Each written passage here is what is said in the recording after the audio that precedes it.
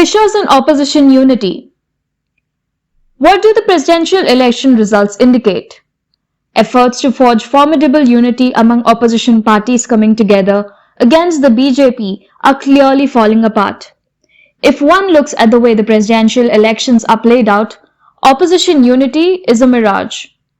Cross-voting by 17 MPs as well as 126 MLAs among the opposition ranks also strengthens the argument of the opposition disunity more than anything else. One is reminded of a jibe by former Prime Minister Rajiv Gandhi when the opposition tried to form a national front to challenge his age-old Congress party. Barring 1977, when a staunch socialist like Jayaprakash Narayan, who was also known as Lok Nayak or modern-day Gandhi, could unite the entire opposition parties with diverse ideologies, shutting down their respective parties and coming under a single umbrella like the Janata Party. But that was a different era, with a completely different set of personalities. And there was a massive resentment and seething against the emergency imposed by Indira Gandhi, which made things easy to bring all opposition parties together.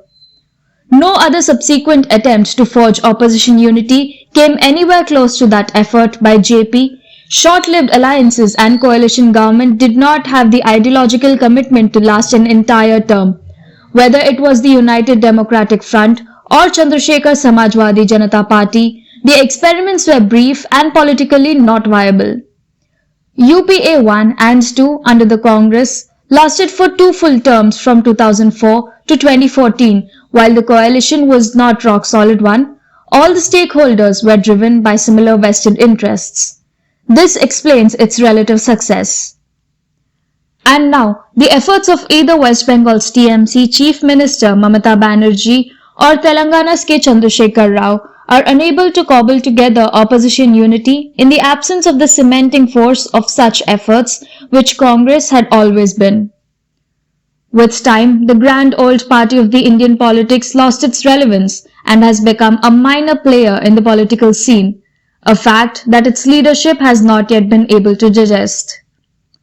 Against that backdrop, the emphatic victory of the ruling BJP-led NDA government's presidential nominee, Draupadi Murmu, with over 64% vote share, clearly reflects the challenges that lie ahead for the opposition unity.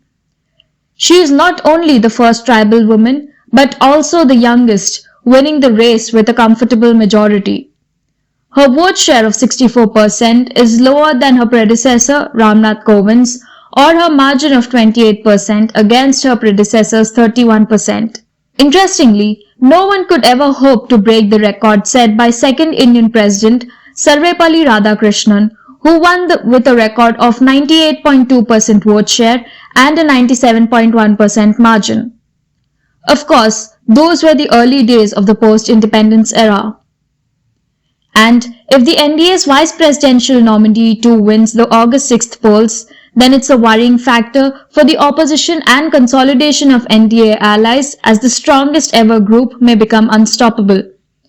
This comes in the wake of old allies like Shiv Sena and other NDA breakaways returning to the fold, which appears to be foregone conclusion.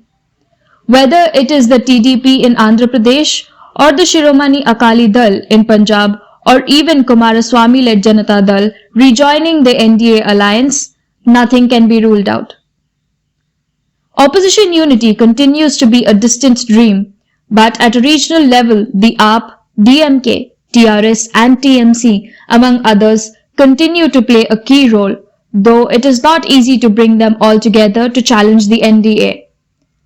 Interestingly enough, Mamata Banerjee is reportedly to have said that the presidential or vice presidential elections are no indicator of the opposition unity. How far this proves to be true will be seen in the upcoming weeks and months in the run-up to 2024 elections. This is MS Purthy for Orange News 9 TV.